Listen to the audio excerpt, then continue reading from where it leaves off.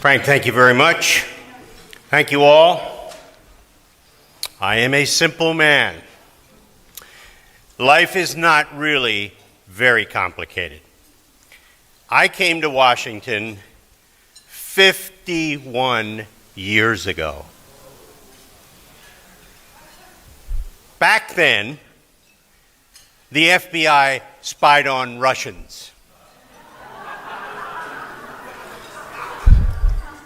This time, they spied on us. There was and is a brazen plot to do two things: exonerate Hillary Clinton illegally, and if she lost, to frame Donald Trump. That plot continues to this very day.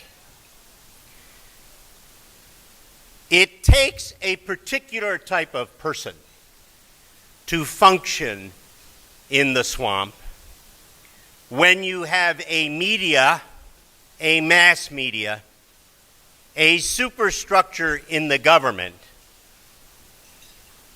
that seeks to undo a duly elected president from his term in office. It takes people of extraordinary courage, vision, and fortitude to become engaged enough to seek truth where other people avoid it for the purpose of subverting the Constitution. Make no mistake about it. You are watching a coup d'etat with the complicity of the former administration, which lied its way through 8 years and then sought to thwart the will of the people by undoing this president. There are literally a handful of Americans who cared enough to stand up for the Constitution, because make no mistake about it, that's what this is about. Don't let anybody kid you. This isn't politics. This is an effort at sedition. Sedition in the truest sense of that word. You have people like the former FBI director who should be in an institution and not one of higher learning. There are people like the former director of the CIA, the former director of national intelligence, the former Secretary of Defense, who goes unnoticed in many of these discussions. There are lots of villains in this story, almost all of whom are lawyers. Almost all of whom are lawyers. There are a couple of heroes who aren't lawyers, but there's one who stands out above all else, who has put his name, his reputation, and his institution on the line to get at the truth. We would not know a third to a half of what we know now if it weren't for Tom Fitton and Judicial Watch.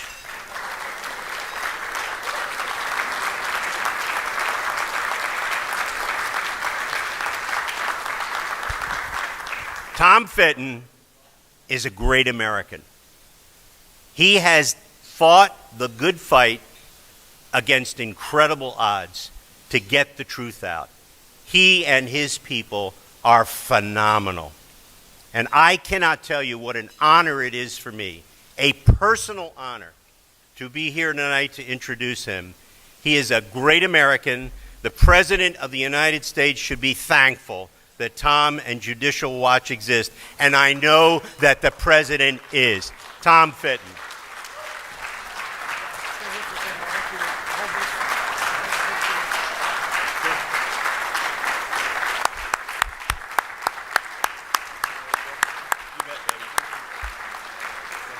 I'm just going to read the citation here. Just a quick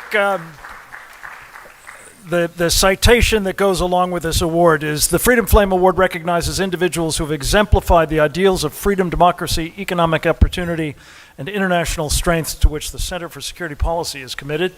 The award acknowledges the past contributions of its recipients while serving as a reminder that the goals for which they have worked so valiantly require the continuing, unflagging efforts of those who follow in their footsteps. Joe, thank you.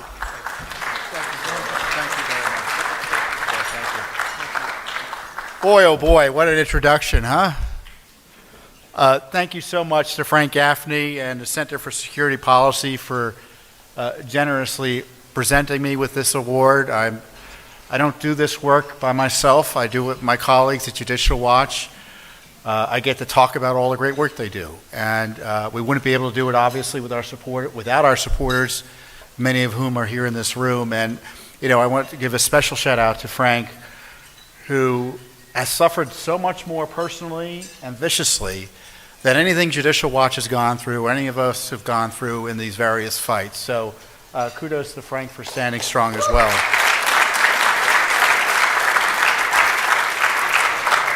You know, and Joe and Victoria are my heroes. You know, sometimes I don't know what to say until I see what Joe says. How do I think about this? There's been this new development. How do we think about this? What does Victoria and Joe have to say about this? And it helps us solidify, as Joe has so ably done tonight, the crisis we're facing. You know, it's kind of a tough night for me because it's a year ago today I lost my mother. And my father died a few years before she did. But I don't say that to get a lot of sympathy. But isn't it a wonderful country? You know, my father was a supermarket manager. My mother had 10 children and then became a nurse. And I'm sure, I want you to take a few seconds and think about where you came from and where you are now. And we're here because we stand on the shoulders of our parents and grandparents who worked and slaved to get us here. And the least we can do is try to protect the country they gave us. Hear, hear.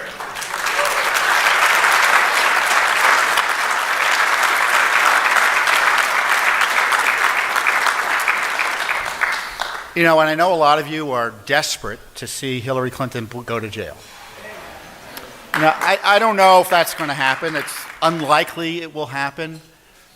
You know, but it's important, though, to know that we've won in many ways in terms of getting her held accountable to the extent possible, given our political system and the difficulties we have with pursuing justice against people in powerful places. You know, there's been rough justice. It's not been perfect justice, but there's rough justice. And certainly to the extent the American people were sitting as a grand jury on Election Day 2016, they indicted Hillary Clinton. And she's not president of the United States because of the misconduct that Judicial Watch caught her in with her email scandal.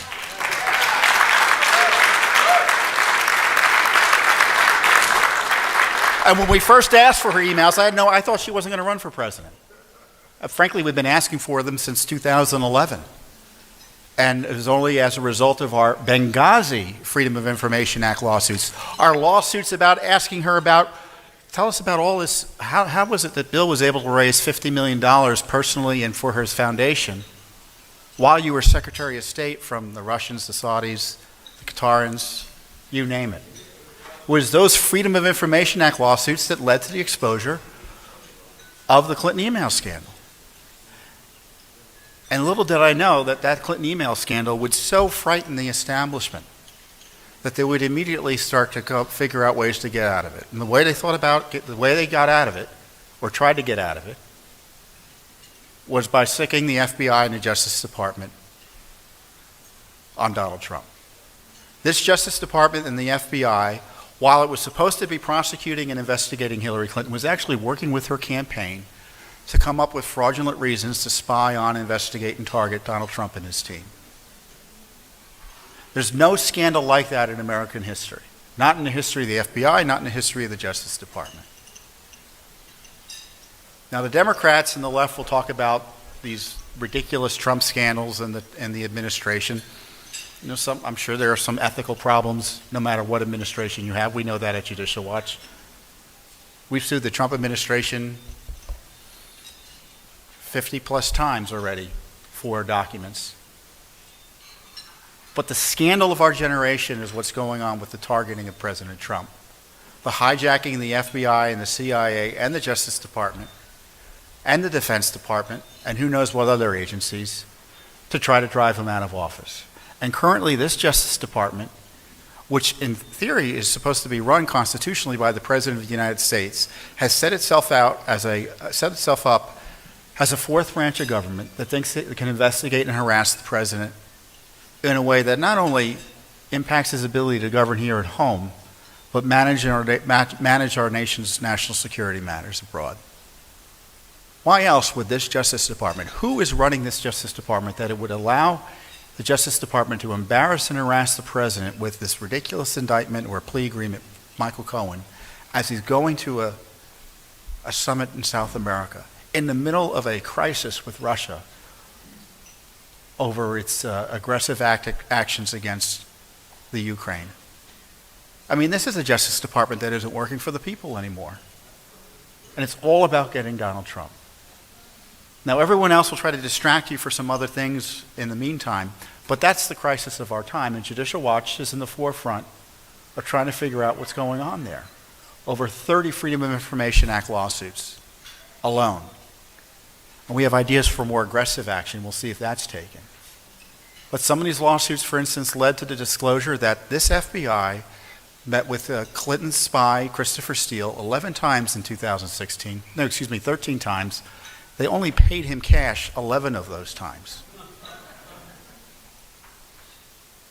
You had the CIA, in my view, harnessing agents to go and target the president's team abroad because they knew if they did it here, they'd be in violation of executive orders and laws governing targeting of domestic political organizations. It's a scandal beyond all measure. And unfortunately, this Justice Department has made its number one priority is protect King Mueller, who's running the special counsel operation. And Congress has tried to pry into it, successfully in part, mostly been given the proverbial hand to the face. And now that the Democrats are taking control of the House, it's going to be up to Judicial Watch, practically speaking alone, to figure out what's been going on. And I know it's frustrating, but the Freedom of Information Act, the law that Judicial Watch uses, is one way to get our government back under control. We figured out what was going on in Benghazi. We figured out what was going on with the IRS scandal. We figured out what was going on with the Clinton email scandal.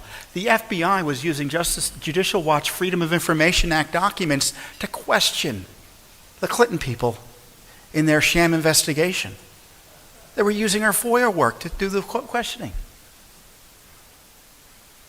But this is a remarkable ability we have here in the United States because there's no other country in the world where little old Judicial Watch could go in and stand against the IRS, the State Department, the Justice Department, you name it, and be on equal footing.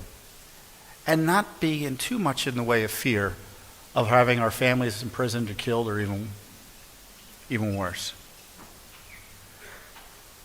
Everyone says, what can you do? What can we do? What can you do?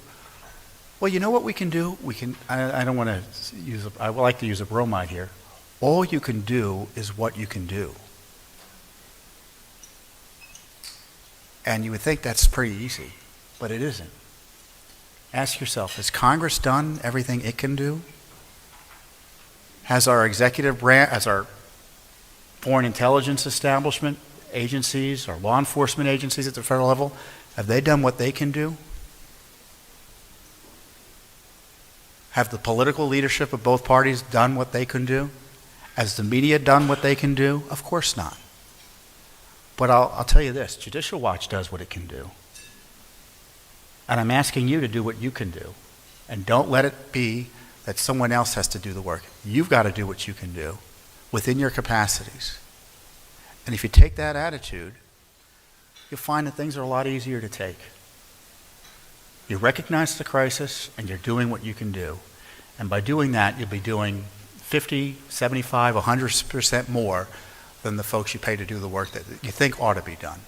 So with that, I really appreciate this generous award. I know I've gone on a little bit longer than anticipated, But what an honor, and on behalf of all of my colleagues at Judicial Watch, thank you for your moral and generous support. Thank you very much.